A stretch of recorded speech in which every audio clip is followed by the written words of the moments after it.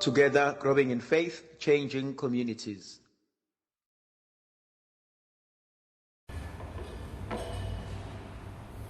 Makadunyiswe uJesu Kristo.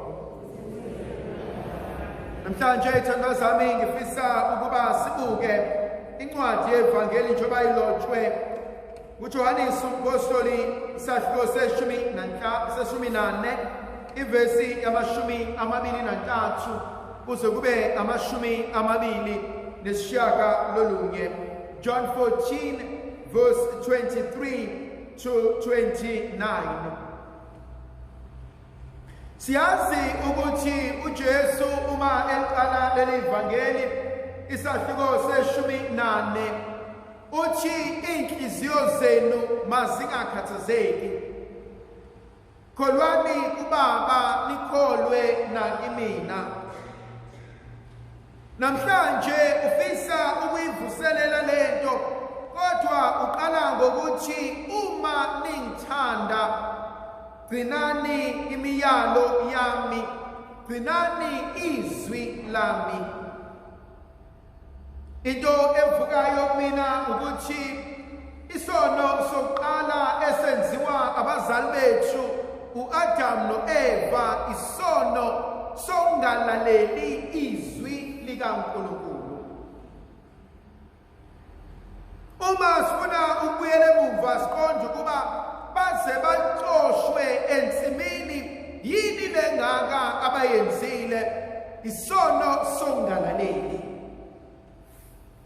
And so uNkulunkulu kuyela thina usibuza ukuthi simisele yini ukulalela izwi lakhe, simisele yini ukuphila ngenkambiso yakhe. Uthi uMose kanye noJoshua, bheka ngiyabeka phambi kwenu ukuphila kumbe ukufa. Nifuna ukulalela izwi likaNkulunkulu noma nifuna ukwenza okomhlaba? Uthi uJoshua, uma kukubikini naphakathi kwenu ukukhonza uJehova, khethani namhlanje ukuba ngubani eniyakumkhetha, ngubani eniyakumkhonza, ngubani eniyakumlalela, ngubani oyakwalusa izimpilo zenu. Namhlanje uNkulunkulu usinikeza inkonzo yokuba masikhethe ukulalela izwi lakhe. Ngike ngakhuluma ey'nsukwini ezedlule nompriest osekhulakhulile. He has been a priest for iminyaka engaphezulu kuka-53. Uma ngihleli naye sixoxa ezinye zezinto, ebesenza umzekeliso ethi, thembelani, ngesikhathi mina ngisahleli eperishini kwi-study sami khona isihlalo engangihlalela kusona uma ngizobona abantu bayafika bezongibona. Uma bekhuluma imvamisa abanye babethi, Father, siza kuwena because we have decided ukushada. Uthi wayithula avala amehlo, ebese beyaphinda futhi bathi, Baba, sizoshada because we have decided to get married. Athule ubaba baze bathi, Father, awuzwanga yini ukuthi sitheni? Athi, Father, ngizwile kahle, you said you have decided to get married, but have you chosen to get married? Have you made a choice to marriage? Have you chosen this man? Have you chosen this woman? And Auntie Baba, there is a difference between deciding to do something and choosing to do something. Evangelini uthi uJesu aningikhethanga, imina enginikhethile. uJoshua uthi uma kukuhle kunina khethani namhlanje. Umbuzo engiyibuza wona ukuthi mina nawe simkhethile yini sikhethile yini inkambo yobungcwele? Sikhethile yini ukuthembeka kulokhu uNkulunkulu asinikeze kona? Inkonzo yokukhetha ifana kumina nenkonzo yokuzahlukanisela. Ngikhetha ukuthi angikhethi lokhuya. Uthi umntaka Maria uma echaziya le ndaba yokukhetha ebese ikhumbuza abaprofethe ababili. Oqala uJeremiya chapter 33 verse 30 to 33.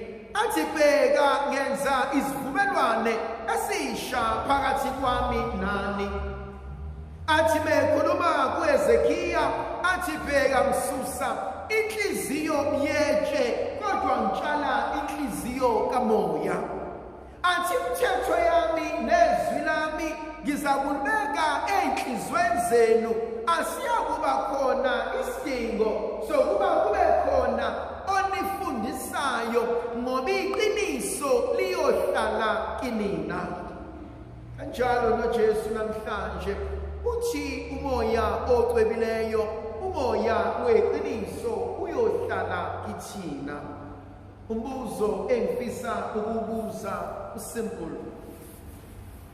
Bangaki kuthina abaphila ngokweqiniso? Bangaki kuthina ababalekelana neqiniso? Ngithi sengilazi iqiniso kodwa angilenzanga. Ngithi sengilazi iqiniso kodwa ngaphinde ngazonda. Ngithi sengilazi iqiniso ngaphinde ngafakaza amanga.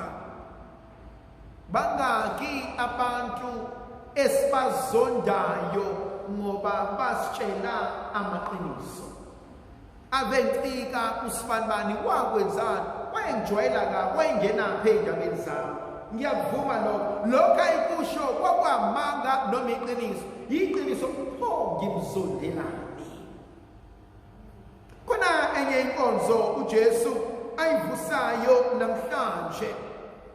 Uthi uJesu uthina umoya ocwebileyo engiyakuthumela yena noBaba uyakumkhumbuzisa konke engimtshele kona. Ebese unifundisa uniholela eqinisweni likaNkulunkulu. Kunezinto esingeke sayiqonda zonke ngesikhathi esisodwa. Kodwa uJesu uthi ngiyakunikeza lona oyakunifundisa anisize anikhulise eqinisweni likaNkulunkulu. Thandwa zami ngihlezi ngenza umzekeliso. Umzekeliso ulula. Niyawazi uxamu. Niyazi uxamu ukuthi udume ngani. Zimbili izinto uxamu odume ngazo. Akuve kunzima ukubamba uxamu. Ngoba uxamu noma ungawubamba ngomzimba wawo akuve ushelela umzimba kaxamu. Kungani umzimba kaxamu ushelela kangaka? Hayi ngoba nakho ugcwele amanzi. Yes, unamanzi kodwa akuve unensila uxamu. Kungani uxamu unensila kangaka kodwa uxamu uhlala ukuba semanzini isikhathi eside? Because uxamu uthi ngelinye ilanga mangiye emanzini angiyi ukuyogeza kodwa ngiyotasha. Sesishumayele kangaka, sesiyebamisena ngaka, sengibe yikhatholika iminyaka engaka, yini eshintshile? Sidela ubuthongo bethu, saqhuqwa amakhaza, senza la ikhaya, sezemisele lingcwele. Uma senibuyele emuva, yini engizothi Nkosi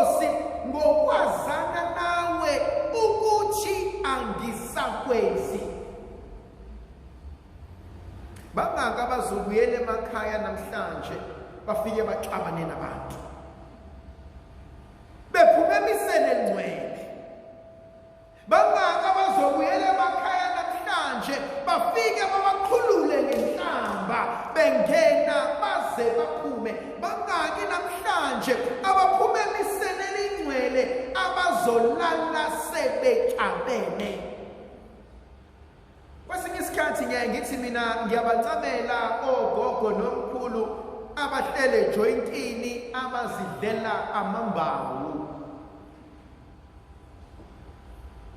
kunamakholwa ahlala esontweni, because odle amambawu uthakawadla amambawu nomzimba bese uyabonga umbone hamba ukuthi khona asekudlile. Awukwazi ukuphuza utshwala unless usuyinkunzi yesidakwa uthi uyaphuza ungakudaki. Khona ingenge simivula ibhodlela isivalo isibekele noma isivalo isindezele lowo muntu ufuna ukuthi angihambi leli bhodlela lingaphelanga. Khona othi besifika siphuza ebese funa ukukhava iscope ukuthi yena ufike sesiqalile lowo muntu uhamba esegaqa ngamadolo. Baramkhulumi ngabaphuzayo ngiyabayeka vela ke ukuphuzayo kunina ningamakholwa. Kodwa ngikhuluma ngakho ukuthi abakudlile has impact in their lives. Awukwazi ukubona umuntu obephuzile engenayo impact. Ayikukhuluma kwakhe kuyashintsha, ayikuyanensa okhona kwenzayo, ayikuhamba kwakhe kuyashintsha, ayikuinteract kwakhe nabantu kuyashintsha. Wena osudle izwi likaNkulunkulu, what changes?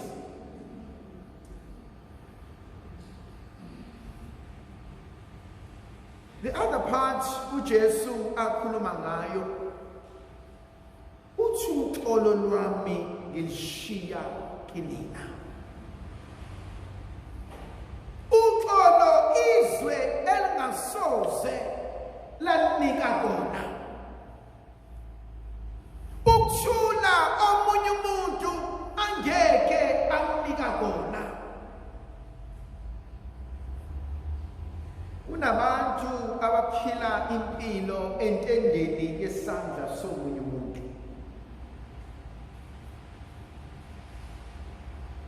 Akekho umuntu ongangijabulisa except myself. You can never make me happy. I can never make you happy. I'm responsible for my own happiness. Equally important, awukwazi ukungicasula. I choose to be happy.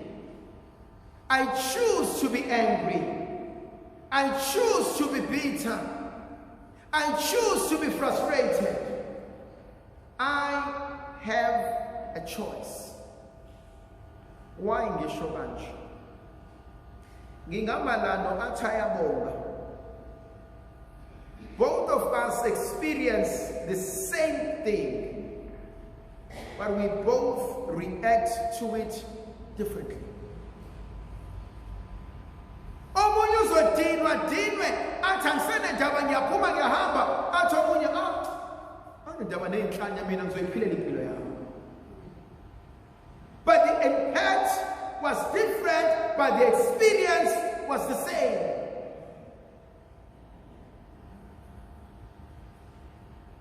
Ifisa ukuphetha ngegama elilodwa. Do not be a victim of any person. It doesn't matter what they've said. It doesn't matter what banzani. It doesn't matter what bahlangane ngawe kwaphelelaphi, kodwa refuse to be a victim. Because the moment you become a victim, you give them power over your life. Mina I cannot afford low. Do not be a victim. Indlovukazi yezulu ibe nathi sibusise sivikele. Boyise nendoda nomoya ocwebileyo. Amen.